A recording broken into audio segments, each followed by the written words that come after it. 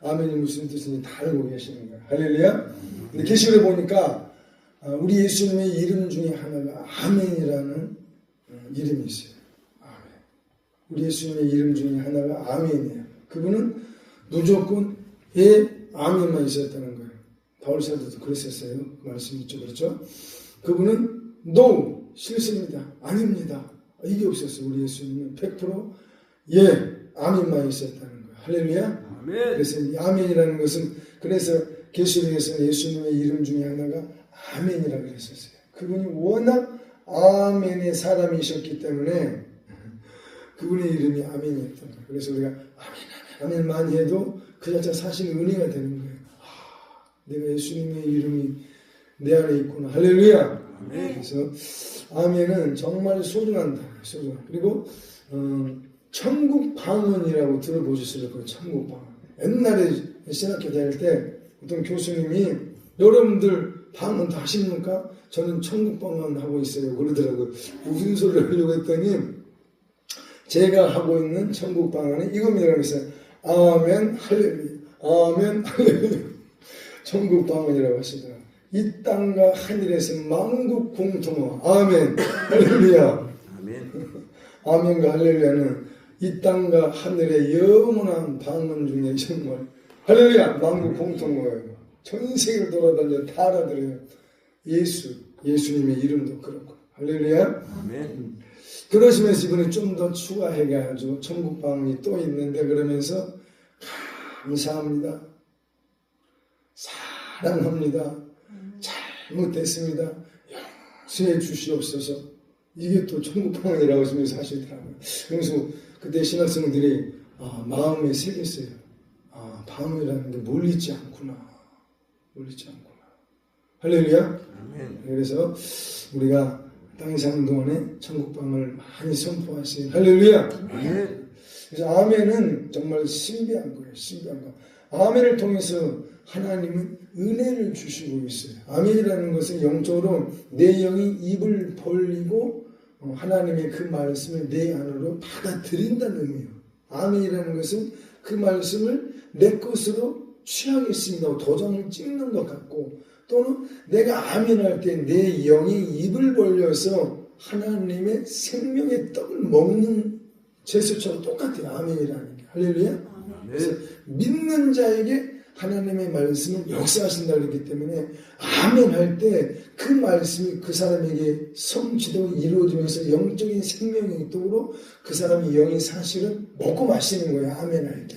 그래서 이 아멘은 정말 우리의 범사 가운데 하나님의 말씀 앞에서 정말 많이 할수록 좋습니다. 할렐루야. 근데 이 아멘은 내가 이해가 될 때만 아멘을 하게 되면은 조금 100점 주기는 좀 뭐야. 물론 각 사람마다 보는 관점이 다르겠지만은 하나님의 말씀은 때로는 내가 이해가 안 돼도 하나님의 입에서 나온 그 말씀인 것이 분명하거든. 성경을 읽다가 사탄의 소리, 죄인들의 소리, 악인들의 소리, 타락한 자들의 소리, 우상 숭배자들의 말소리가 아니고 하나님의 입에서 나온 말씀이라는 확신이 들거든. 내가 이해가 안 돼도 아멘으로 화답하는 게 이게 성경적인 거예요. 할렐루야. 아멘에 대해서 절대 인색하면 안 돼요. 아멘은 내 영이 그냥 먹는 거예요. 이게 무슨 말이냐면 우리가 하루에 2끼 3끼 밥을 먹는데 내가 밥을 먹으면서 내가 오늘 단백질 몇 그램 먹었다. 내가 오늘 칼슘 어느 정도 섭취했다. 이걸 낱낱이 이 성분을 분석해가면서 먹는 사람이 있어요? 아니에요. 그냥 밥이기 때문에 맛있게 감사함으로 먹는 겁니다. 할렐루야. 그런데 입을 벌리고 먹고 먹었더니 내 몸이 건강해진다는 거예요. 이거 똑같이 그냥 내가 머리에서 이해가 될 때까지 기다리지 말고 하나님의 입에서 나온 말씀이라는 게 그냥 사실이면 아멘으로 일단 먹고 보세요. 그러면 아멘으로 먹고 생명정신으로 먹게 되면 내 안에서 그게 역사가 이루어지게 돼요. 아멘이라는 것은 하나님과 나 사이 하나의 언약 관계에 대한 도장을 찍는 것과 마찬가지예요. 네가 아멘했기 때문에 믿는 자에게 하나님의 말씀은 역사한다는 거예요.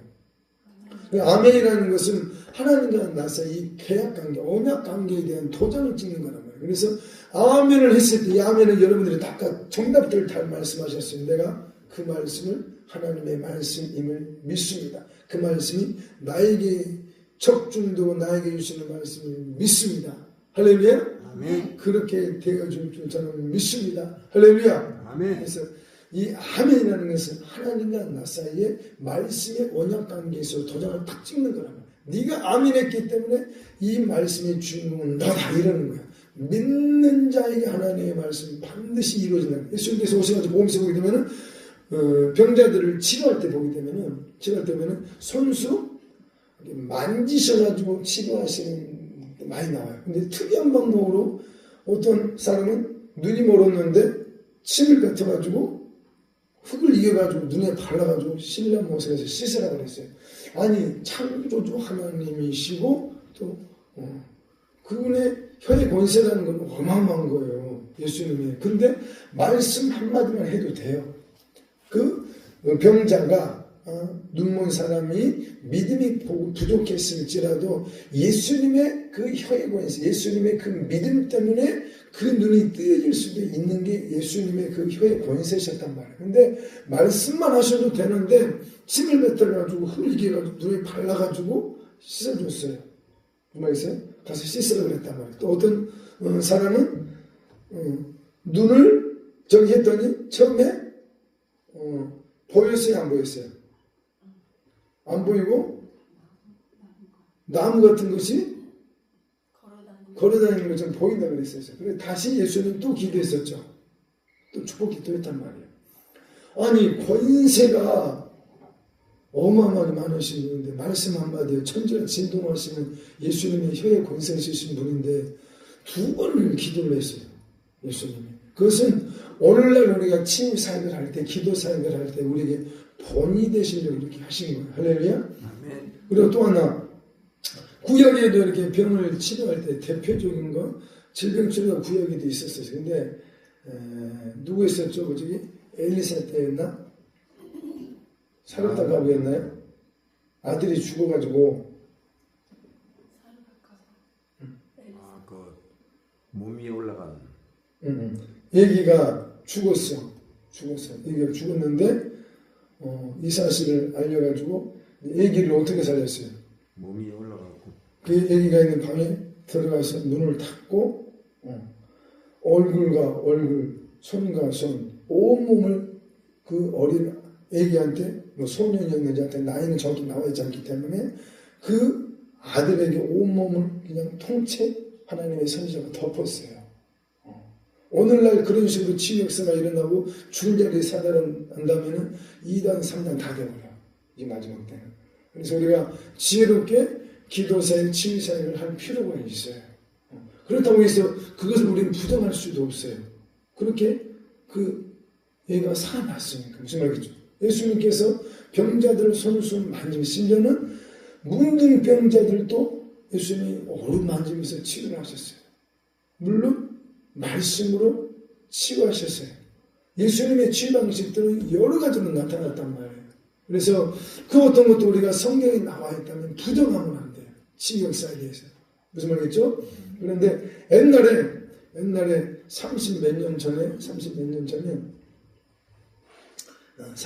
전에 기도원 사역이 한참 우리나라에 열풍이 불었었어요. 특히 은사자들이 성령의 은사 운동들이 어마어마하게 불되어서 80년대 엄청나게 불기 시작한 그러다 보니까 은사 가지신 분들이 이 땅에 많이 나왔었는데 은사 가지신 분들 중에 사역을 하다가 이렇게 그때 안찰이라는 단어가 한 번 나와요. 성경은 내가 알고 있는 걸로는 옛날 성경으로는 이렇게 치유사역을 할 때 손으로 이렇게 탁탁 치면서 치유사역을 하시는 분들이 있었어요. 근데 이렇게 가볍게 그 질병이 있는 부분을 이렇게 터치하면서 기도해도 치료역사는 일어나요. 우리 예수님의 의하면 그냥 내 믿음대로 될지어다. 이 말씀만 해도 치료가 일어났고 네 딸이 구원을 받았다. 가라. 그죠? 딸이 귀신 들렸는데 흉악하면 귀신 들렸는데 부스러기 은혜라도 구했을 때 네가 그렇게 말했으니까 가라. 네 딸이 구원을 얻었다. 그렇게 그냥 아주 단순하게 치료를 해버리셨어요. 예수님은. 그럼에도 불구하고 예수님께서도 병자들의 손을 직접 대시면서 눈을 만지면서 이렇게 두 번씩 기도까지 하셨던 분이에요. 그러니까 오늘날 치유사역이 하나의 우리 다 샘플들이라고 해요. 그것도 모두 부정하면 안 돼. 그런데 그 당시 때 안찰 기도가 좀 유행하기 시작을 했었어요. 은사가 되신 분 중에. 그러다 보니까 이렇게 아픈 부위를 때리면서 치료 역사가 또 일어나는 거예요. 일어나는 거예요. 그런데 여기에서 이제 가볍게 터치만 해도 되는데 너무 세게 때려가지고 어느 기도원에서 매 맞아 죽었다는 소리가 나오고 그랬었어요. 그 당시 때 30년 전에. 그건 너무 오버한 거예요. 성령의 역사가 그렇게까지 사람을 정말 때려줄 정도로 그건 성령 역사 아니에요. 그건 속은 거예요. 속은 거예요. 성경 어디에도 그런 식으로 두들겨 패가지고 치유 역사가 일어난 적은 없어요. 없어요. 근데 한 가지 제가 왜 이런 말을 하냐면요. 저희 집 둘째 누나가 병원에서는 정신 착란증이라고 그랬어요. 20살 때 그게 이제 시작이 됐었는데 부산에 신발 공장에 일하러 갔었어요. 다 그 당시 때는 다 가난했었어요. 우리 모든 사람들이 가난해가지고 고등학교를 가고 싶은데 안 보내주는 거예요. 부모가. 위에 큰 누나는 맞다리니까 하도 쫄르니까 그냥 고등학교 어쩔 수 없이 왜냐면 9 식구가 먹고 살라는 그 상사 시골에서 농사 지으면서 힘들었어. 할머니가 다 9 식구가 살아야 되니까. 그래서 힘들어가지고 좀 어렵게 살았는데 이제 큰 누나는 갔고 둘째 누나는 공부를 잘해가지고 이게 금배지 달고 중학교 때 다녔었어요. 머리가 좀 똑똑했었어요. 그런데 위에 언니를 보내주는데 자기는 안 보내주는 거야. 그게 이제 마음에 한이 된 거야. 한이 된 거야. 본인이 원하는 고등학교 원생을 학교까지 했는데 안 보내줘.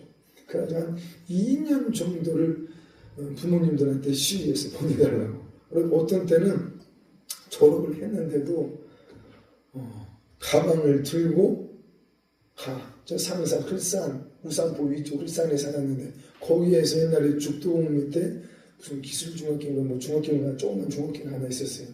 거기까지 걸어서 가는 거예요. 걸어서 가는데 하여튼 간에 시위하는 거야. 보내달라고 학교 보내달라고. 아침만 되면 교복 딱 입고 가방 들고 가. 그런데 좀 아픈 일이 지금 있어요. 기억이 나. 지금도 갑자기. 엄마가 하도 속이 상황했다니까 우리 형편을 봐라. 니를 지금 보낼 상황이 아니다는 거야. 그런데도 누나는 공부하고 싶은 거야. 배우고 싶은 거야. 왜 언니를 보내는데 나는 왜 안 되냐는 거야. 열심히 공부하겠다는데. 그랬는데 그날도 고집을 피우고 교복을 입고 까만 교복을 입고 가방을 들고 딱 나오더라. 그때 내가 또 마당에 있었어. 그 아침에 일찍. 그랬는데 엄마가 갑자기 저쪽에서 낫을 들고 오더니 가방을 찢어버리고 완전 좀 충격이었죠. 엄마가 저러실 분이 아닌데 엄마가 처음 봤어요. 그렇게 엄마가 속이 상해가지고 그런 거. 그래가지고 이제 울면서 누나도 들어가고. 그랬었는데 그날 왜 내가 아침에 일찍 일어났냐면 그 전날에 내가 엄마한테 50원을 달라고 때를 썼어. 50원을 달라고. 밤을 새워서 50원 달라고 울다 잠이 들었는데 설잠을 자다가 엄마가 아침에 새벽 시장을 나가야 돼. 항상 새벽에 나가거든. 엄마가 어차피 귀찮으니까 또 일어나가지고 50원을 달라고 내가 매달려서 근데 안 주더라고. 근데 내가 달라고 했던 거냐면 엄마 주머니가 동전 소리가 들렸었거든. 왜 50원을 달라고 그랬냐면은 그 당시에 노트 한 권이 50원이었어. 초등학교 그때 1학년 때. 2학년 때인가 50원이었어. 근데 엄마한테 노트를 사야 된다, 공책을 사야 된다고 달라고 해도 안 주는 거야. 형편이 어려워서 그런지 안 줘. 근데 위에 둘째 형이 뭐 달라고 그러면 잘 주더라고. 이게 이제 편애다는 거야, 편애. 둘째 형이 엄마한테 와가지고 항상 주방에서 부엌에서 가마솥에서 밥을 지어서 먹고 살았었는데 엄마 배워가지고 나한테 엄마가 몇 차례 자랑을 했어. 네 형이 나중에 돈 벌어가지고 집 2채를 사고 엄마 호강을 시켜주고 막 했나 봐. 그러니까 엄마가 그 말만 들어도 행복한 거야. 나중 몇 차례 내가 들었어. 어렸을 때. 네 형이 그랬다고. 마음이 흐뭇해가지고. 나 들으라고 소리지. 근데 형이 뭐 달라고 그러면은 제깍제깍 줘. 근데 내가 지금 공책이 없다고 50달러 안 주는 거야. 그래서 내가 서울에 오서 밤새 울었던 거야. 달라고. 왜냐면은, 그 전날에 선생님이 내가 노트 필기를 안 하고 있는 걸 눈치를 챘나 봐. 왜냐면 다 써가지고 마지막 겉 표지 안쪽에 내가 노트 필기를 했는데 더 이상 기록할 데가 없어. 공책을 사야 되는데 엄마는 돈을 안 줘. 그래가지고 오늘 꼭 사야겠다. 왜냐면 선생님이 눈치를 챘는가 푸시를 하려고 내 옆에 있는 친구한테 확인 좀 하라고 하더라. 제가 필기를 하는지 안 하는지. 친구도 보니까 노트가 없는 거예요. 그러니까 말을 못하고 이제 그러고 있는데 너무 그때 내가 수치스럽고 부끄러워서 내가 오늘은 기어이 내가 엄마한테 돈을 받아가지고 공책을 사야겠다고 별에다가 이렇게 밤새 울면서 때렸었어. 근데 안 줘서 그냥 지쳐서 잤는데 엄마가 또 일어나가지고 또 쫓아나갔어. 그때 상설산에 사는데 두 번째 높은 산 쪽 가까이 살았었어. 엄마가 한참 걸어내가 시내까지 새벽 버스 타고 가려면 버스 타는 데까지 쫓아가지고 울면서 갔어. 내가 50원 달라고. 이제 나도 오기가 있었지. 학교 못 가겠더라고. 창피해가지고 이제. 그래가지고 버스를 타는데도 안 줘. 그런데 내가 여기서 울면서 50원 달러 소리를 지니까 많은 사람들이 나 쳐다보고 있어. 차장도 쳐다보고 있고. 엄마가 아니라 순간 부끄러운 거야. 그러더니 50원짜리 알죠? 옛날 돈. 창 밖으로 툭 던져주고 던져주자마자 차장이 오라 해가지고 출발해서 갔어. 그만한 사람들이 이렇게 듣고 봤기 때문에 엄마가 부끄러워가지고 던져주고 간 거예요. 차는 출발했을 때 그래가지고 울었던 엄마 정말 괴로웠던 거 다 날아가 버리고 룰루라라 웃으면서 50원을 꽉 들고 집에로 왔어. 왔는데 누나가 엄마가 간 걸 보고는 내가 50원 들고 좋아가지고 눌러라고 들어오니까 누나가 또 학교 가려고 교복을 입고 가방을 그 찢어진 가방을 들고 또 나오는 거예요. 그러더니 내 이 돈을 보더니 야, 그거 나 주면 안 될까? 학교 가는데 좀 늦었는데 버스비가 없어. 그래서 내가 이제 망설이는 거야. 줘야 될까 말아야 되나. 밤새 어디는 50원인데. 그래가지고 말도 못하고 이러고 마당에 서가지고 오르고 있었던 거야. 그러니까 누나가 포기를 하고 가방 들고 그냥 가더라고요. 한참 그냥 줄 수가 없더라고. 내가 울면서 내가 지금 받아가지고 온 건데 학교 가야 되기 때문에. 그런데 이제 시간이 좀 지났는데 이 양심이 가만 안 있더라고. 괴롭기 시작하는데 50원 주자 줘. 그래가지고 따라가서 한참 쫓아갔더니 벌써 저 멀리 이제 우산포 가까이 벌써 걸어갔더라고. 그래 들고 쫓아가가지고 누나 50원까지 버스 타고 와라 외치면서 가까이 갔더니 누나가 이제 이미 체념을 하고 괜찮다고 계속 거절하면서 손짓하면서 계속 가더라고. 그래서 이제 어쩔 수 없이 이제 들고 그날 노트를 사가지고 그랬었는데 그런 기억이 갑자기 나요. 여러분들 그런 기억들이 있을 거예요. 그 시절에는 다 힘들었었어요. 그렇죠? 다 힘들었었어요. 내가 왜 이 말을 갑자기 했냐면 죄송해요. 그 둘째 누나가 이제 부산에서 간 이유는 야간 고등학교 교육을 해주는 공장들이 있었어요. 그 당시 때. 낮에는 일하고 밤에 야간 학교. 그 정식 학교는 아닌데 고등학교 수준의 가르침을 주는 데가 있어가지고 거기를 간 거예요. 돈도 벌고 공부도 하려고. 근데 거기 있으면서 뭔 일이 좀 벌어졌나. 몰라. 뭔 일이 벌어졌나 아무도 이야기를 안 해주기 때문에. 여튼 갑자기 행동이 좀 이상해져가지고 창동실에 들어가가지고 혼자 뭘 음식을 먹고 숨어서 먹는 사람 기피증이 생긴 거야. 행동이 이상하고. 그래가지고 거기 이제 공장장이 연락이 온 거예요. 딸이 좀 이상해졌다고 집에 보내야겠다고. 놀래가지고 부모님들이 이제 보내라고 해서 왔어. 왔는데 아무도 몰라서 가족들이 지금 정상이니까 이상한 데가 없는 거예요. 근데 그날 밤 12시간 넘었는데 잠을 안 자. 우린 지저다 잠을 잤어요. 잠을 안 자고 혼자서 벽에 바라보면서 혼자 누가 대화를 안 하고 앞에 뭐가 있어 누가 있어 계속 대화를 안 하고 이제 귀신들하고 대화를 나누는 거예요. 나중에 알았지. 계속 대화를 나누고. 그래가지고 이제 가족들이 놀래가지고 이제 병원을 갔더니 정신 장난친다. 그러고 이제 부모님들은 신앙이 없으니까 뭐 점쟁이들을 여기저기 쫓아다니고 무당들 쫓아다니면서 이제 대체 내 딸이 왜 이러는 거야 했더니 막 한다는 소리가 조상 귀신이 들어와서 이렇습니다. 조상 귀신 중에 할머니 귀신이 들어와 있습니다. 그래서 큰 굿을 해서 달래야지 이 귀신이 나갑니다. 그래가지고 부모들은 신앙이 없으니까 하나님을 모르니까 그래가지고 큰 굿을 큰 돈 들여가지고 없는 상황에서 큰 돈 이렇게 조달해가지고 큰 굿을 2번이나 했어요. 그때 그래 초등학교 6학년 되었는데 그때 영적인 세계를 처음으로 보기 시작을 했었어요. 귀신들의 세계를 처음으로 봤었어요. 귀신들이 무당이 와가지고 밤새고 난리 법석을 떨면서 하는데 이 가족들의 이름을 싹 써가지고 촛불위에다가 태우더라고요. 그래가지고 태워가지고 이게 이 제가 공중으로 쑥 올라가면은 그 할머니의 귀신이 오케이라는 거예요. 좋아한다는 거예요. 너희들 소원 들어준다는 거예요. 가족들을 다 있는데 나는 이제 아직 영적으로 너무 어리고 어려서 그런데 내 이름을 태웠는데 쑥 올라갔대요. 나는 안 봤는데 이야기를 해주더라고. 밖에서. 나는 밖에 있었기 때문에.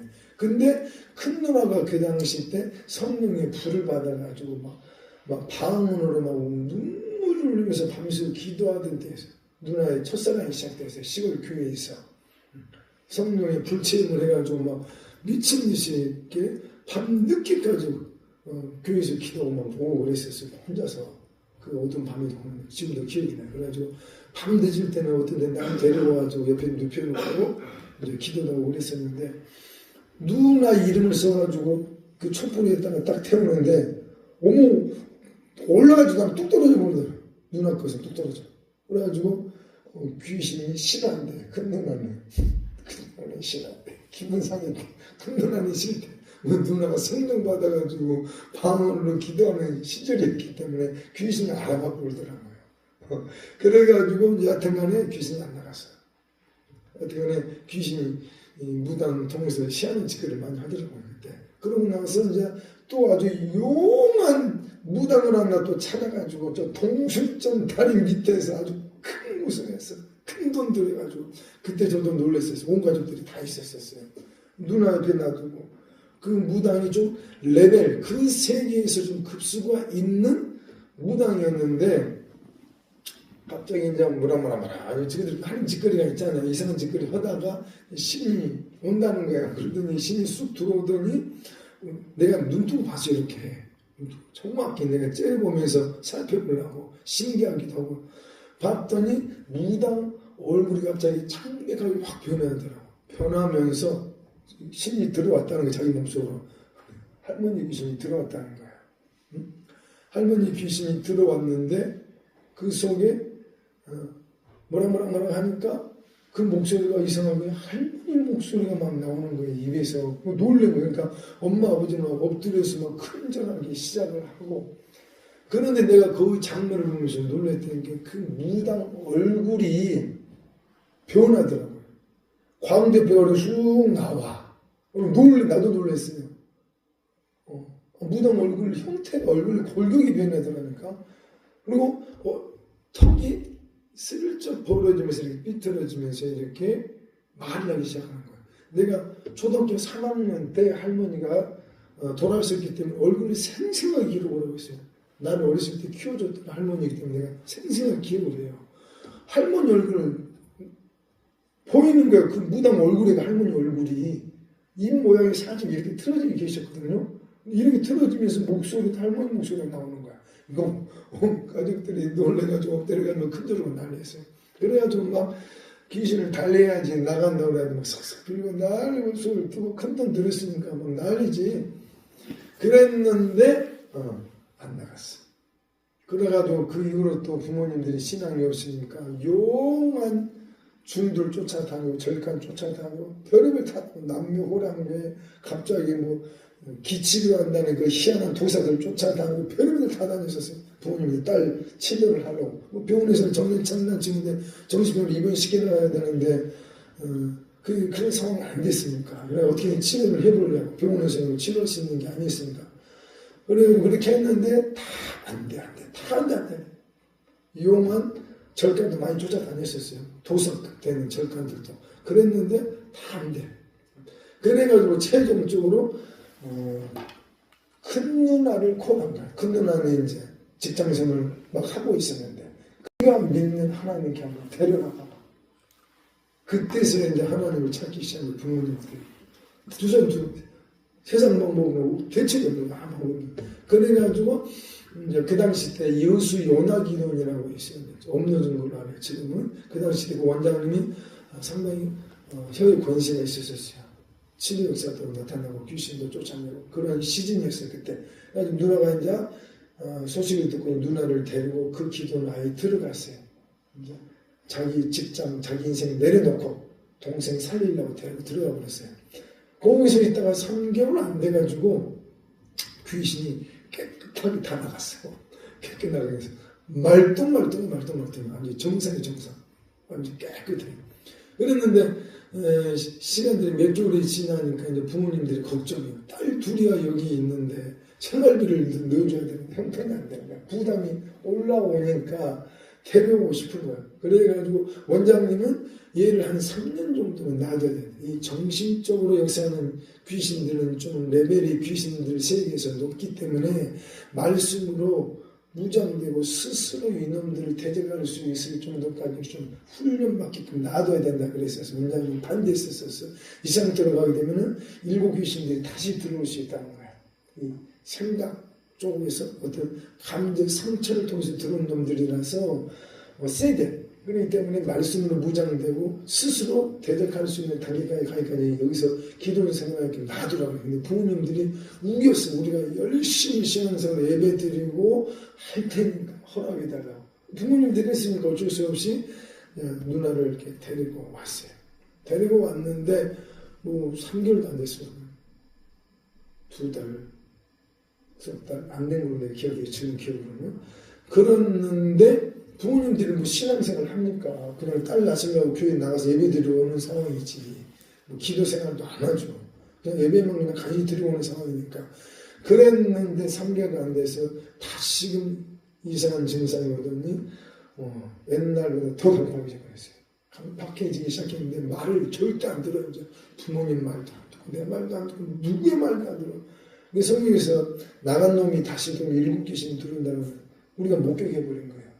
그렇게 강박해져. 그리고 그때부터 이제 부모님들이 이제 두산 2번 들고 이제 아이고 후회하려고 그러는데 염치에서 그리 못 가는 거죠. 은하기도문으로. 그래가지고 아버지는 돈 벌러 가야 되니까 여기저기 객지 돌아다니는데도 엄마하고 저하고 누나를 데리고 능력자들을 찾아가서 여러저러 많이 전국을 같이 다녔어요. 이 누나 치료하려고. 광주 옛날에 할렐루야 기도도 몇 차례 가고 아시죠? 옛날에 생수 가지고 막 그랬다는 거. 그게 조금 오버했어.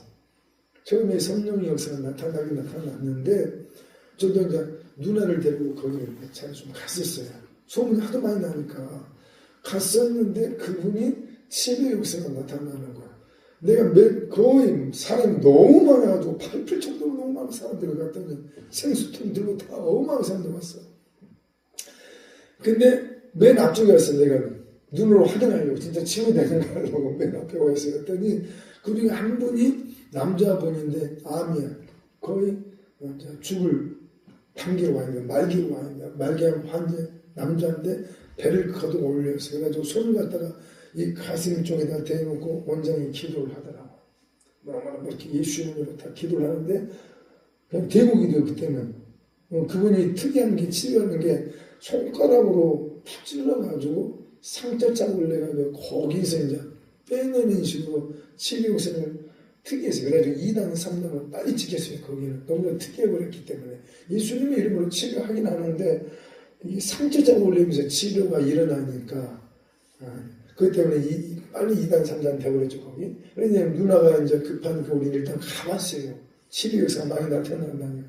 내 앞에서 그때는 손톱을 안 하고 손톱을 하는 사람들도 있었어요. 근데 그때 손톱을 안 하고 그 암 환자의 가슴에다 손을 딱 대놓고 기도를 예수님을 딱 기도하고 앞에 내가 정확히 봤어. 앞에서 호기심이 좀 많은 사람이었기 때문에 기도가 손을 딱 대는데 분명히 아무것도 없었어요. 앞이 있으면 내 눈에 보여. 시커먼 핏덩어리가 뭉글뭉글뭉글하게 손바닥 위에 원창이 능글능글하게 막 보여. 핏덩어리 바로 앞에서 이렇게 그러면서 이분이 암치료를 이렇게 받아버리더라고. 보는 데서. 그렇게 내가 그 장면을 봤기 때문에 저는 2단 3단을 하지는 않았었어요. 신경쓰가 일단 나타나는 거. 예를 들어서 성령님께서 그렇게 신경쓰를 나타냈다면 이걸 악한 영이 이 짓을 하고 있다고 우리가 판단하게 되면 성령 회방죄가 될 수 있기 때문에 저는 그냥 판단을 안 했어요. 그냥 하나님께 맡겨버렸어요. 일단 예수님 이름으로 신경쓰가 나타나니까 판단을 했어요. 근데 이제 아셨던 건 뭐냐면은 거기서 생수 사건, 생수. 그러니까 생수를 먹으면 질병이 치료된다는 거였어요. 그건 조금 너무 오버해서 가거든요. 그래서 이건 조금 분별을 해야 된다. 저의 결론이었었어요. 거기에 대해서. 이 생수 역사를 치료하는 것이 아니라 예수님의 이름으로 치료를 이래야 되는 거예요. 무슨 말이겠어요? 예수님의 이름도 없이 그 생수를 먹어서 치료됐다는 것은 조금 좀 위험한 거예요. 그것을 우리가 분별을 해야 되고, 그러나 내가 2단, 3단을 안 했어요. 거기에 대해서. 혹시 모르기 때문에. 내가 또 모르잖아요. 어린 나이에 뭘 알겠어요. 그래서 판단을 안 하고 그냥 내려놨었어요. 그 기도부터 시작해가지고 이 기도는 저 기도는 능력 있는 분들을 다 쫓아내요. 그동안 내가 눈으로 성령 역사를 너무 많이 보고 다닌 거예요. 그런데다가 또 안차리 기도하는 은사 능력 받은 분들도 보니까 꽤 있더라고요. 그 시대에 80년대 때 보니까. 그래서 이제 이렇게 툭툭툭 치면서 치료 역사 나는 것도 많이 봤고, 또 사람 몸에 악한 영들이 몸속에 들어가지고 집을 짓고 있는다는 것들도 그때 알았었어요. 그래서 나중에 이제 저한테 20대 초반에 이제 마귀치는 그 은사 권능이 오면서 이제 알았어요. 그 세계가 어떤 세계인지. 어둠들이 들어오면 악한 영들 또 귀신들이 들어오게 되면 이놈들이 그냥 있지 않고 안에서 어떤 집을 짓더라고요. 견고한 집이라는 집을 거기에 들어가서 이놈들이 숨어 살면서 그것이 나중에 어떤 식으로 발전하냐면은 질병을 일으키는 근거지가 되더라고요. 이놈들이 질병을 또 일으켜. 물론 이제 성경을 보면은 또 제가 체험적인 관점에서 왜 사람에게 질병이 오는지에 대해서 여러 가지 이유가 있어요. 여러 가지 이유가 있는데 성경을 살펴보게 되면은 죄로 말미암아 사람이 병든다고 성경은 말하고 있어요. 그래서 회개 기도할 때 치료 역사가 일어나는 거예요. 회개 기도만 해도 치료 역사가 일어납니다. 사실. 회개 기도를 많이 하라고 강조하는 그거예요. 질병 치료가 그냥 이루어지게 돼요. 회개 기도 많이 해도. 그래서 죄로 말미암아 질병이 왔다. 또 성경을 보게 되면은 하나님의 영광을 나타내기 위해서 하나님께서 섭리 가운데 허락된 질병도 있어요.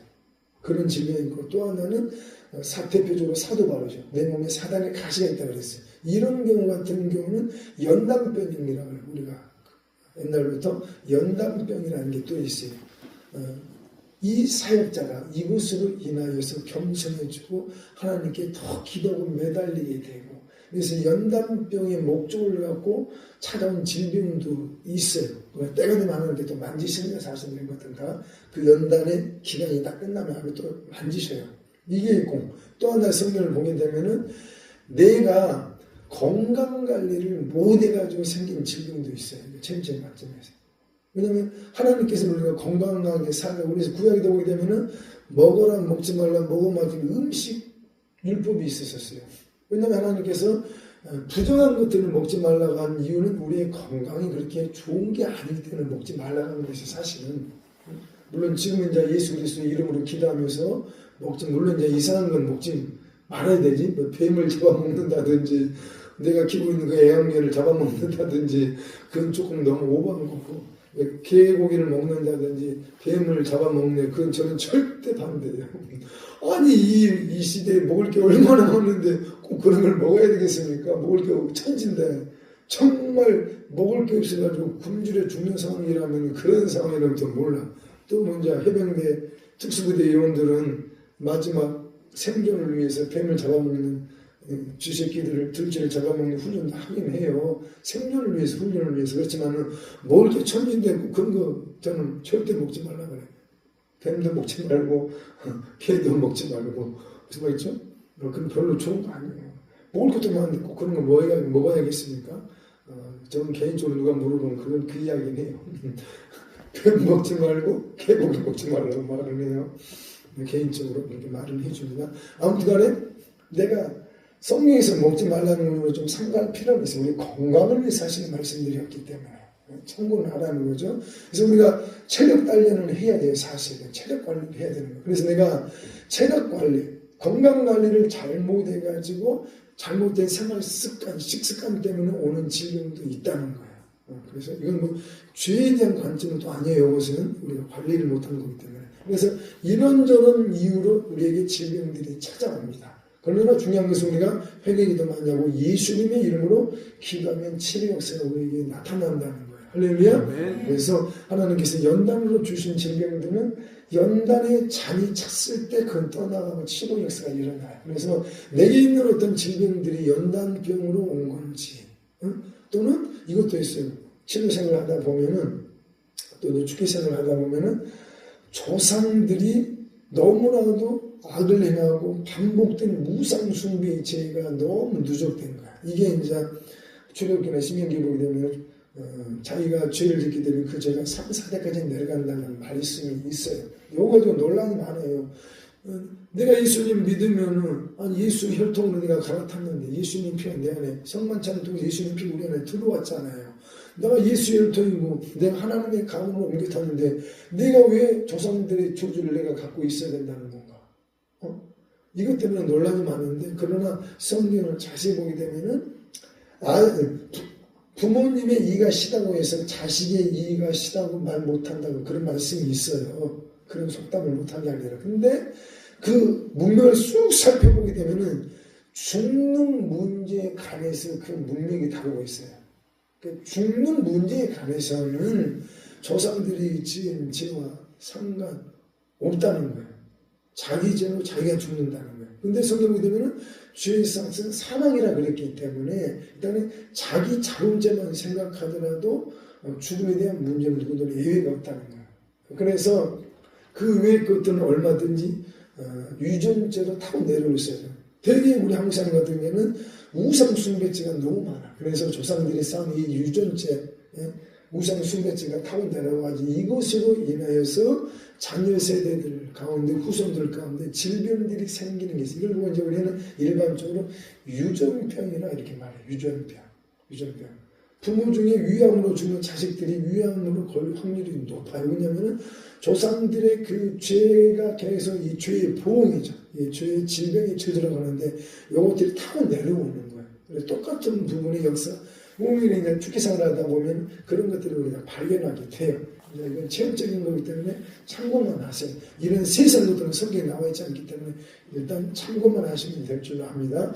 아무튼 이런저런 이유로 이 사람들에게 질병이 있다는 거. 그래서 중요한 것은 회개기도 많이 하고 예수님의 이름으로 기도해서 치료받는다는 거예요. 그런데 그 당시 때 이 안찰 병든 부분, 아픈 부분에 손을 대고 이렇게 가볍게 터치만 했어도 문제는 안 생겼을 텐데 때리기 시작했어. 이게 이제 그 당시 한때 유행하던 안찰기도라는 게 있어. 이것은 오버한 거야. 성령의 역사로 말하면 조금 힘들어. 그렇기 때문에 그렇다고 해서 우리가 그걸 2단, 3단 하지는 않았어요. 저는. 무슨 말이죠? 그 단계까지는 저는 그렇게까지는 안 해요. 그렇게 하잖아요. 왜냐하면 명령 선포만 해도 성령께서 역사하셔. 예수님께서도 그렇게 사용을 하셨고, 할렐루야. 그래서 꼭 안수가 필요한 사람들은 또 안수를 해줘요. 또 병든 부분에 손을 놓고 저는 축복기도 하면서 기도를 해줘요. 그러나 저도 이제 그런 부분에 있어서는 조심해요. 2단, 3단 소리 들어가면서 생각이 싫기 때문에 무슨 말이겠죠? 그러나 중요한 것은 믿음이 있어야 됩니다. 할렐루야.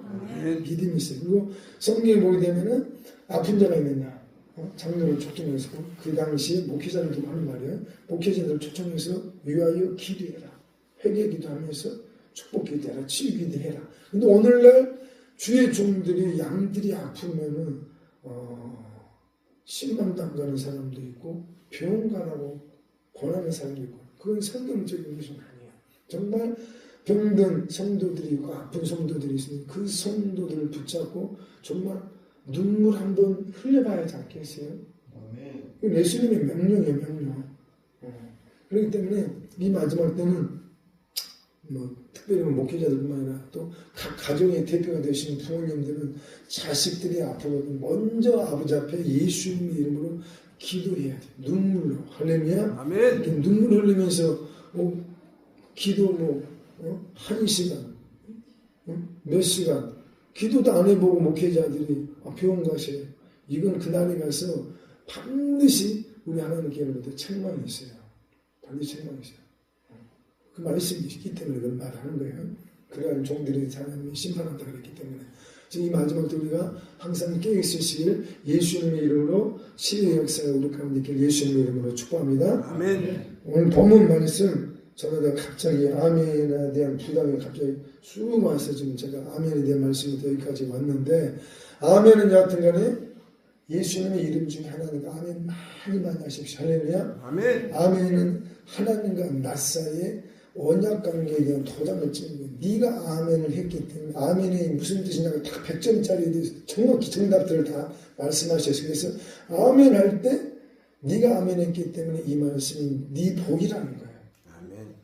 그래서 아멘은 너무 소중한 거예요. 너무 소중한 거예요. 그래서 아멘은 많이 할수록 좋고 아멘 할 때마다 영이 입을 벌려서 생명양식을 먹는다는 거. 그 말씀이 단백질이 칼슘이 얼마든지 분석할 필요도 없어요. 그냥 하나님의 입에서 나온 말씀이라는 확신이 있거든. 그냥 아멘을 꿀꺽꿀꺽 생명양식으로 먹게 되면 그 말씀은 우리 안에서 반드시 역사가 일어나게 되어 있습니다. 할렐루야. 아멘. 그래서 저도 20대 때 이 아멘 훈련을 받았었어요. 무슨 또 아멘 훈련이야? 그렇게 생각할 수 있는데 저 훈련 받았었어요. 아멘 훈련 받았었어요. 그리고 알았었어요. 아멘 훈련 받으면서 아멘 할 때 무슨 일이 벌어진다는 걸 알았어요. 그래서 내가 말씀을 분석하기 전에 이게 하나님의 말씀이거든 아멘 하라고 했을 때 저는 순종을 했었어요. 그래서 그 당시 때 만났던 많은 멘토들이 있었는데 어떤 멘토를 만났는데 그 멘토를 통해서 말씀을 받을 때 아멘, 아멘 계속 아멘. 나중에는 그 당시 때 청년들이 많이 모이다 보니까 청년들은 뜨겁고 열정이 있어요. 청년들의 길을 절대 꺾으면 안 돼요. 청년들이 아멘 할 때 그냥 놔둬야 돼요. 청년 시기 때는 뜨겁기 때문에 내가 그렇기 때문에 난 충분히 이해를 해요. 이 아멘에 대한 비밀을 알게 되면은 막 열정적으로 아멘이 나오게 돼 있어요. 아멘을 하게 되면은 내가 체험했기 때문에 아멘 하게 되면은 그 말씀이 생명 양식이 되어서 내가 쑥 들어오는 체험을 너무 많이 했어요. 저는. 아멘. 정말 하나님의 말씀이 영의 양식이 저는 영의 양식이라니까. 그래가지고 아멘 하게 되면은 예배 딱 끝나고 났는데 성령 충만함이 내게 와버려요. 그 비밀을 내가 알아보고 있어요. 말씀 받으면서 아멘 했더니 성령 충만함이 온다는 거예요. 그것을 내가 반복적으로 체험하면서 아멘 훈련을 하면서 아멘이 그냥만이 아니라 그래서 그때 우리가 20대 때 훈련을 받았었는데 아멘 훈련 받았었는데 머리로 말씀을 받으면은 영이 빨리 안 자란다고 우리는 그때 가르침을 받았어요. 영이 잘긴 잘하는데 아멘을 하게 해줘.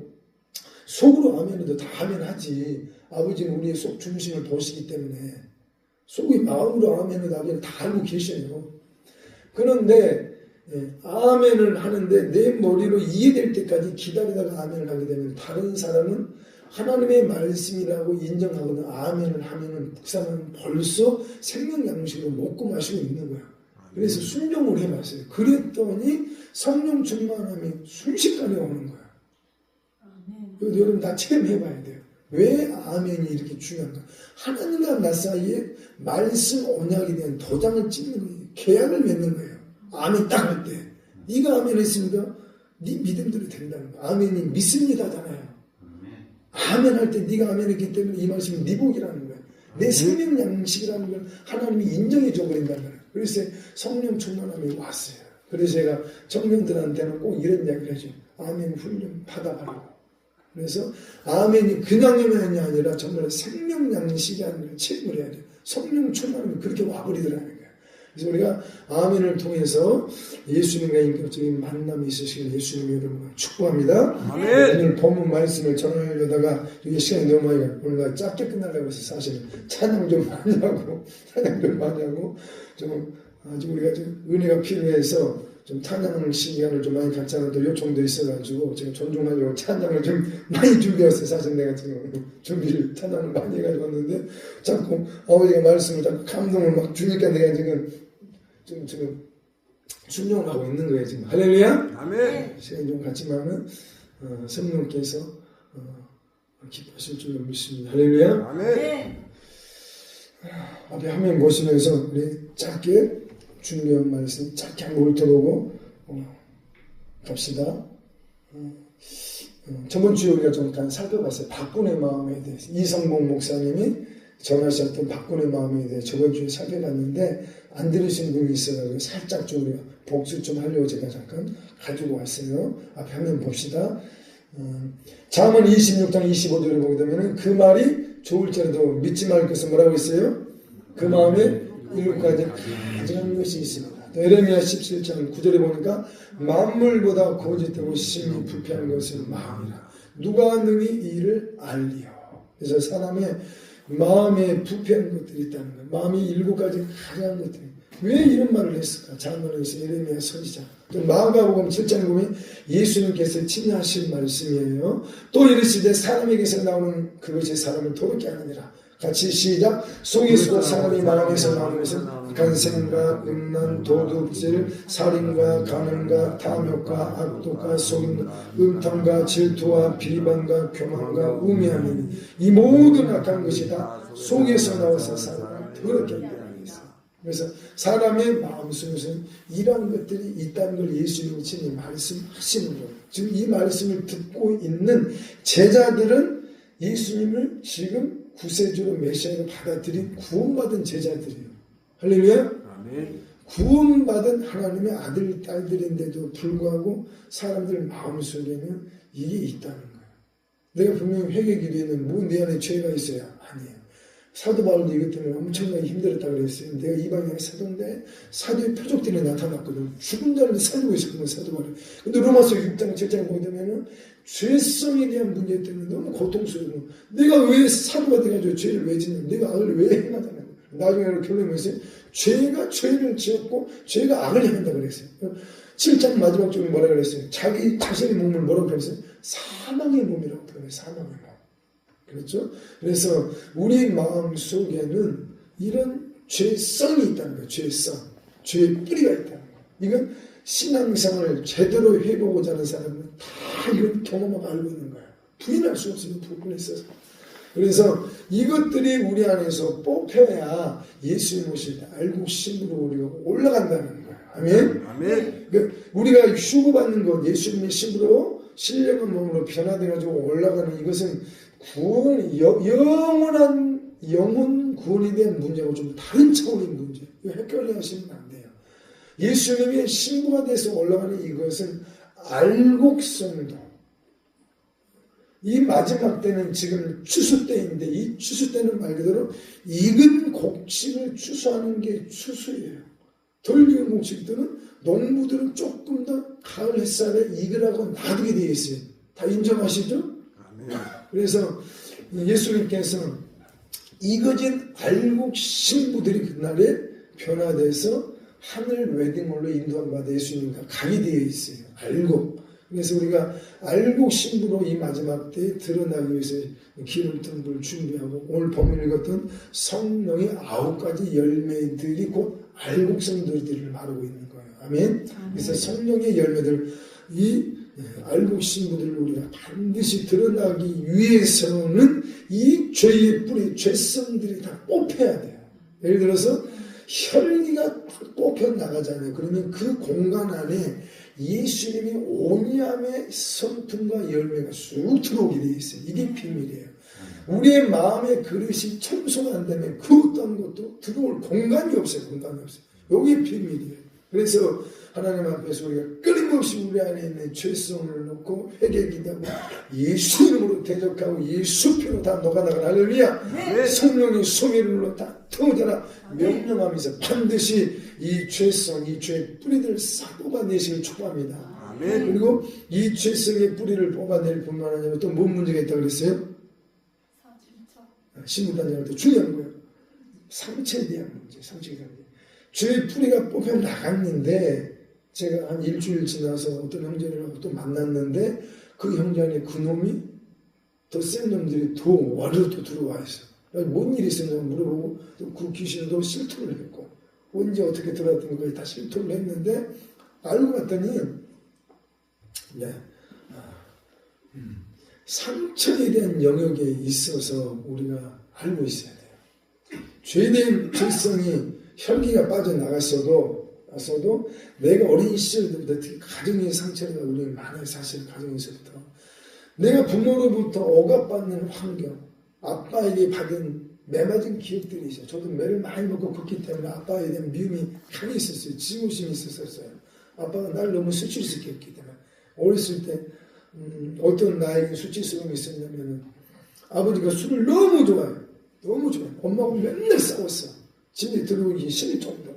어느 날 친구들하고 놀다가 집에 친구들을 데려갔는데 점심때 배가 고픈 거. 그래가지고 보니까 그날따라 앵두가 빨갛게 다 익었네. 그래서 친구들 야 저거 따먹어가지고 따먹기 시작했는데 친구들이 한 개도 안 남겨놓고 다 따먹어버린 거야. 조금 걱정이 되더라고. 그런데 아버지가 그날따라 또 술을 잡수시고 들어왔네. 들어오자마자 앵두나무를 쳐다보고 야 저거 어떻게 된 거냐 그랬더니 왜냐면 고백을 했죠. 친구들하고 배가 고파서 따먹었어요. 그랬더니 술 기운에 이제 공치가 뚜껑이 열려가지고 대나무 밭에서 우리가 살아요. 대나무 한가운데다가 그 털을 만들라고 집을 짓고 살았었는데 천지가 다 대나무 가지를 회초리를 만들어가지고 나를 때리기 시작하는데 얼마나 때리는지 나한테 이제 분풀이 하는 거야. 분풀이 하는 거야. 술 먹고 그래가지고 분이 안 풀리니까 나를 옷을 홀라당 벗겨가지고 이 새끼 욕은 욕대로 하면서 동네 한 바퀴 돌았어. 나를 때리면서 빨가 벗겨가지고 이놈의 새끼가 이래 동네 사람들한테 다 들으라고. 그런 수치스러운 기억이기 때문에 아버지한테 안 좋은 기억들이 너무 많아요. 그러다 보니 나에게 상처들이 많은 거야. 그러니까 이 혈기에 대한 부분에서 나도 약한 부분이 많았었단 말이야. 혈기가 한번 뜨면은 어디 집에 가서 불질러버리고 싶은 충동까지 오는 사람이 있었기 때문에 혈기가 좀 유전적인 죄가 강했어서 저도 이 부분에서 약점이 있었어요. 그랬는데 하여튼간에 혈기가 빠져나갔어도 내 지난 과거에 상처가 있으면은 이 상처가 치료가 안 되면은 이 상처를 누군가가 나를 건드리건 죄성의 뿌리와 다른 차원에 있어서 이 상처의 영역들은 나중에 성령님께서 깨닫게 하시고 알게 해주셨지. 누가 가르쳐 준 것도 아니에요. 성령께서 가르쳐 주신 거예요. 이 영역에 대해서 상처에 대한 부분들을 만지기 시작하면서 이 상처가 치료가 안 되면 요 놈이 밖에 있는 혈기 영체들을 끌어당겨서 다시 들어오더라고요. 이 죄성이 이 독침들이 죄의 독침들이 다시 들어와. 이 죄성이 사망이 쏘는 곳은 사망의 독침은 죄라는 죄가 이 죄성을 말하고 있어요. 그 놈이 다시 내 안에 들어와가지고 나를 괴롭히고 있더라고요. 그래서 기도하면서 반드시 이 죄성에 대한 처리 문제만 회개기도하고 대적 기도하는 것이 아니라 내 안에 있는 어린 시절 때부터 싹 훑어야 돼요, 여러분들. 저도 훑었어요. 그래서 쫙 내게 상처 줬던 사람들에 대해서 반드시 예수님의 십자가에 달려있는 그 모습 바라보면서 예수님이 어떻게 하셨는가, 예수님의 발자취를 생각하면서 예수를 다 시인해야 돼요. 여러분들 고백하셔야 돼요. 나를 힘들고 나를 때리고 괴롭히고 나를 짓밟았던 사람들 예수님 때문에 용서하겠습니다. 예수님 때문에 저 사람들 불쌍히 여기겠습니다. 왜냐하면 저 영혼들도 속아서 저짓하고 있기 때문에 나를 힘들게 했고 나를 핍박했기 때문에 저 사람들 예수님 때문에 불쌍히 여기고 용서를 선포합니다. 요럴 때 상처 치게 됐어요. 이때 일어나요. 예수님의 이름으로 용서를 선포할 때 명심하셔야 돼요. 그래서 상처 치유의 영역까지 가야지 우리의 속이 둥글둥글둥글해져요. 둥글둥글해져요. 그러니까 죄성이 하더라도 상처가 치유가 안 되면은 얼굴에가 다 드러나고 그래요. 얼굴 표정 가운데 다 드러나게 돼 있어요. 무슨 말이겠죠? 그래서 뭐 누구 얼굴이 그랬었는데 절대 떠올리면 안 돼. 이것도 판단주의 들어가기 때문에 그냥 거울 보면서 내 얼굴을 자꾸 보시려고 그래야 돼. 무슨 말이겠죠? 남의 얼굴에 대해서 이렇게 말하지 말고 내 얼굴 보면서 내가 단장돼야 돼. 할렐루야. 항상 축복의 말만 하시고 할렐루야. 축복의 말만 하시고 그렇게 하면서 이 상처 여기까지 치료받고 저번에 여기까지 이 말씀을 드렸었어요. 신부단장하는 것에 대해서 이 두 가지 영역이 너무 중요하다. 너무 중요하게 되면 제가 무한반복으로 여러분들 세뇌시킬 거예요. 왜냐면 이게 빠져나가야 열매를 맺는 거기 때문에 나가야 그 반대편에 성령의 열매들이 내 안에 들어오고 자리를 잡기 때문에 그러는 거예요. 그래서 제가 계속 말씀을 한번 받았을 때 여기 저장해 놓으면 안 된다고 그랬어요. 반드시 30배, 60배, 100배의 열매를 맺기까지 무한반복으로 되새김하고 선포하고 기도하고 무한반복으로 열매가 맺을 때까지 회개했던 열매를 맺을 때까지 무한반복입니다. 할렐루야? 그러고 나서는 한 영역까지 오늘 좀 말씀을 드릴게요. 신부단장 메시지 중에 또 하나 우리가 기억해야 될 게 이 생각, 기억에 대한 영역이에요. 기억에 대한 영역. 기억에 대한 영역. 중요합니다. 이것 때문에 많은 사람들이 지금 고통받고 있어요. 생각. 그래서 이 마지막 때는 사실은 생각 전쟁이에요. 사실. 육신의 생각과 영의 생각 간의 영적 전쟁이에요. 이게 지금 이 마지막 때에 새 사람과 옛 사람 간의 영적 전쟁이 생겨나요. 이게 마지막 세 번째 단계에 있는 이 마지막 때 전쟁. 이게 이제 소품 전쟁이라고 우리는 가르쳤었어요. 30년 전부터 문제에 대해서는.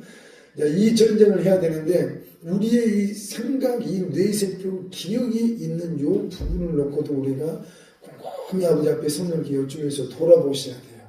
왜냐하면 우리가 회개기도를 했는데 상처치유까지 했는데 이 내 머릿속에 기억이 남아있어요.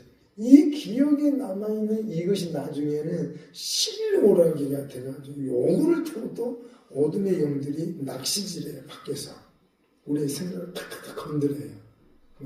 이건 죄의 뿌리에 대한 영역 말고 상처의 영역 말고 우리 머리 뇌세포에 있는 기억력을 건드리는 사탄의 공격이 있어요. 이 영역에 대해서도 여러분들이 기도하시면서 발견하시고 깨어서 내 생각을 지키셔야 돼요. 할렐루야. 아멘. 그래서 지난 과거에 내가 거듭나기 전에는 누가 살았어요? 사도 바울은 옛사람이 지난 과거에 살았어요. 내가 물과 성령으로 거듭났다면 나의 이 몸 안에 있는 실체는 영의 사람이 실체예요. 곧 바울 사도는 새 사람이라고 그랬어요. 또는 새 생명이라고 그랬어요. 이전에 내가 거듭나기 이전에 이 몸뚱아리 안에서 주인 행사하면서 살던 그 영혼이라는 그 애자, 그것을 사도 바울은 옛사람이라고 그래요. 이 옛사람을 사도 바울은 에베소서 4장에서 골로새 3장에서 다 벗겨내라고 그랬어요. 벗어버리라고 그랬어요. 벗어버리라고 했어요. 그래서 지난 과거에 내가 물과 성령으로 거듭나기 전에 내 뇌세포에 있는 기억의 모든 것들은 내가 아니에요. 이제 내가 진짜 물과 성령으로 거듭났다면 그건 옛사람이 살았던 과거란 말이에요. 그래서 이 과거의 기억들은 반드시 예수 이름의 이름으로 대적해줘야 돼요. 이게 이제 생각전쟁이라는 영역이에요. 이게. 그래서 여기서 우리가 쏘보면 안 돼. 옛 기억들은 내 것이 아니야. 이제 더 이상. 물과 성령으로 내가 거듭났다면 새 사람이 나의 실체라는 거예요. 그래서 끊임없이 애자가 이 몸의 주인 행세를 하려고 할 때마다 예수님이 그랬어요. 누구든지 나를 따르고는 어떻게 말씀하세요? 자기를 부인하고 자기 십자가로 나를 쫓아내요. 이것만이 예수님과 동행할 수 있는 유일한 조건이에요. 옛사람을 부인하라는 거. 애자, 옛사람을 부인하라는 거. 할렐루야? 자기 십자가라는 것은 뭐냐면 옛사람을 죽음 가운데 던지라는 거예요. 던지라는 거. 할렐루야? 그래서 반드시 옛 기억과의 영적 전쟁이 있다는 거, 세 번째 이 공과에 대해서까지 말씀을 드리도록 하겠습니다. 할렐루야? 아멘. 지금 박군의 마음에 대해서 살펴보고자 했는데 말씀 좀 길어주세요. 죄송합니다. 명심도감이라고 리성봉 목사님이 한참 옛날에 생전에 전국을 돌면서 이 부흥성의 이 말씀을 전하셨어요. 철로역정과 더불어서 명심도감에 대해서 상당히 강조를 너무 많이 했었어요. 그 시대 때. 근데 그 시대에 60년대 특히 전도자로 정말 전국이 뿌려졌었고 이분도 정말 복음 전도자 중에 전도자였어요. 이성근 목사님이. 부흥 강사 중에도 부흥 강사였고 존경받는 분이었었어요. 이분이에요. 이분. 수염이 너무 멋있게 길러가지고 있죠. 그렇죠? 이분이었는데 이분이 강조한 것은 회개, 중생, 성결이었어요. 회개, 중생, 성결. 이걸 엄청나게 강조하셨어요. 말씀 인정하시고 전도하시면서 분이하시면서 따라합시다. 회개, 회개, 중생, 중생, 성결. 이게 결국 이제 신부단장이다 메시지예요. 이것도 결국은 이분이 이제 이것을 알리고 다녔었어요. 사람 마음 속에 이러한 영체 죄성들이 있다는 거. 그래서 옛사람, 애자 예수님을 만나기 이전에 과거의 사람을 말한 거예요. 그래서 이 옛사람은 항상 과거의 생각을 좋아해. 좋았던 기억이든 안 좋았던 기억이든 이게 옛사람의 정체예요. 이놈은 항상 과거를 떠올리면서 살아. 그래서 이것들을 반드시 벗어라고 바울사도는 말을 하고 있습니다. 그런데 이 마음속에 이러한 영체들인데 오른쪽에 있는 건 이 공작인데 공작은 교만을 의미하고 있어요. 교만이라는 죄성을 말하고 있어요. 그리고 그 밑에 있는 이 용서는 세상을 사랑하는 음란을 말하고 있어요. 육적인 음란은 나이 들면 그게 다 소멸되기 때문에 그것은 크게 문제는 되지 않아요. 나이 들면 자연히 소멸돼 버려요. 근데 문제는 나이가 들어도 이 영적 음란, 세상을 사랑하는 이 영체는 안 빠진단 말이에요. 그래서 이 부분에 있어서 우리가 반드시 끼어 있어야 돼요. 세상 사랑, 곧 우상 숭배와 연관된 거예요. 옷은 지금 세상 사랑, 우상 숭배. 예수님보다 더 좋아하는 건 다 우상 목록들이야. 그래서 이러한 죄성들이 있기 때문에 죄가 죄를 짓는 거란 말이에요. 그리고 돼지는 세상적인 것들을 좋아하는 거예요. 늘 땅에 끙끙대면서 다니는 거예요. 욕심이 태어난 즉 죄를 갖고 죄가 장성한 즉 사망을 한다 그랬어요. 그 죄성을 말하고 밑에 있는 이 거북이, 이 자라는 게으름을 말하고 있어요. 게으름은 길게 설명을 다 알고 계실 거예요. 이게 죄성이라는 내가 게으르고 싶어서 게으른 것이 아니라 사실은 내 속에 이 게으름이란 죄성들이 나를 게으르게 한다는 거예요. 조심해야 될 게 이 게으름은 하나님을 사랑하는 것조차도 게으르게 만든다는 거. 이게 참 저에게 있어서는 좀 심각하게 다가왔었던 거예요. 그래서 우리가 하나님께 끊임없이 사랑을 고백해야 되는데 이게 안 되는 이유가 뭐냐면 게으른 영들이 방해를 해요. 사랑 고백하는 것조차도. 호랑이는 혈기를 말해요. 혈기, 분노, 짜증, 언짢음, 신경질, 꼬라지고 이 모든 혈기와 연관되는 것들, 영체 이게 이런 짓이고 그 위에 있는 뱀인데 이 뱀은 간교한 또는 거짓말, 이랬다 저랬다 변덕장 이런 속성을 말하고 있는 거고 그것도 뱀은 그 밑에 독이 있다 그랬어요. 그러니까 속과 겉이 다른 거죠. 그리고 그 위에 있는 것은 여우예요. 여우는 의심을 말하고 있어요. 의심의 죄성을 말하고 있어요. 늘 하나님의 말씀에 대해서 적극적으로 아멘하지 못하고 긴가민가 자꾸 이러는 것들이 있어요. 이런 이제 의심도 이게 죄성 중에 하나예요, 사실은. 그래서 이 부분에 있어서 우리가 반드시 깨어서 이 죄성들을 다 뽑아내시길 예수님의 이름으로 축복합니다. 아멘. 그리고 가운데 있는 게 마귀인데 이게 마귀지. 요 놈이 옛사람의 실체예요, 사실은. 이게 옛자의 실체예요. 거듭나기 이전에 옛자의 옛사람은 결국 마귀예요. 성경은 이 땅에 하나님의 자녀는 마귀 자녀가 있다고 그랬어요. 그리고 예수님이 타락한 바리새인들에 대해서 뭐라고 그랬어요? 뱀들아, 독사, 새끼들이라고 그랬어요. 그건 욕이 아니에요. 욕이 아니에요. 어떤 누구는 그걸 예수님이 욕을 했다고 막 그러는데 천만에 말했어요. 예수님이 욕하는 자들은 지옥불에 들어간다고 친히 산상수훈 쪽에서 말씀을 하셨는데 예수님이 입으로 그 말을 번복해서 욕을 한답니까? 잊을 수 없는 일이에요. 그것은. 욕이 아니라 예수님 누르면 마귀 자녀이기 때문에 마귀가 뭐예요? 에뱀이라고 했어요. 성경에. 마귀를 에뱀이라고 그러잖아요.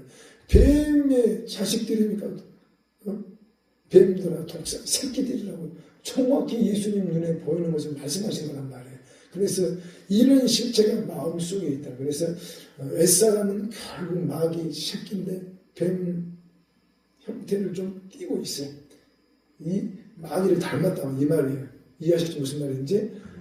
그래서 우리 마음속에 이런 죄성들을 다 뽑아내시고 그 위에 이제 별은 사람의 양심을 말하고 있고 그 위에 있는 삼각형 안에 있는 눈은 사람의 마음의 눈 또는 지안이라고 그러죠. 마음의 눈을 말하고 있습니다. 그래서 성령께서 우리 안에 들어오시는 역사, 회개하는 심령의 역사가 벌어지게 되면 서서히 지금 이렇게 나가기 시작합니다. 그 안에 이제 불처럼 보이고 있는 거 있죠. 불.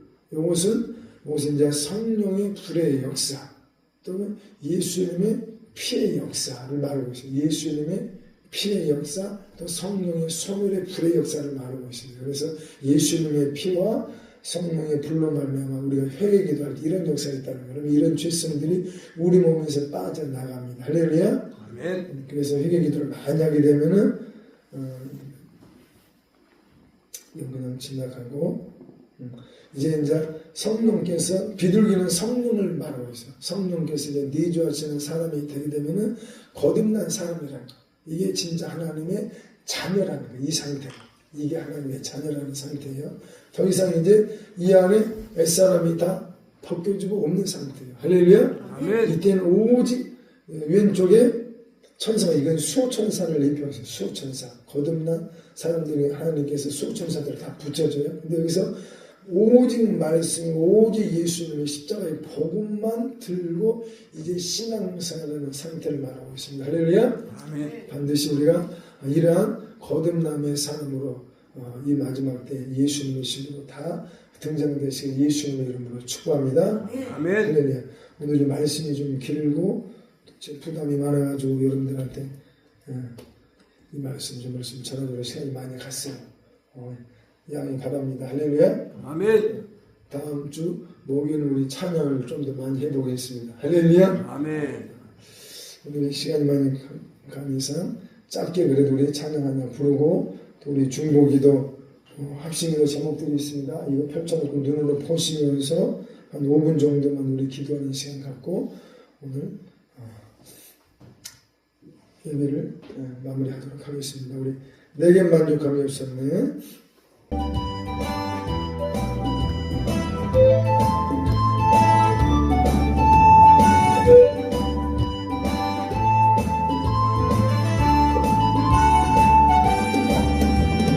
사랑을 보며 세상을 내 만족함이 없었네.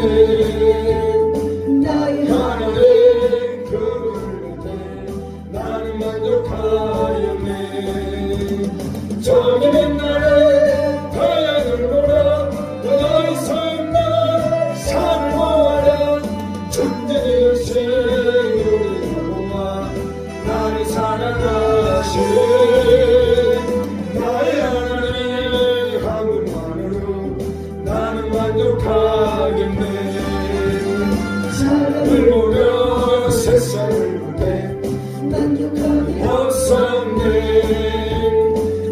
하나님 그분을 볼때 나는 만족하였네.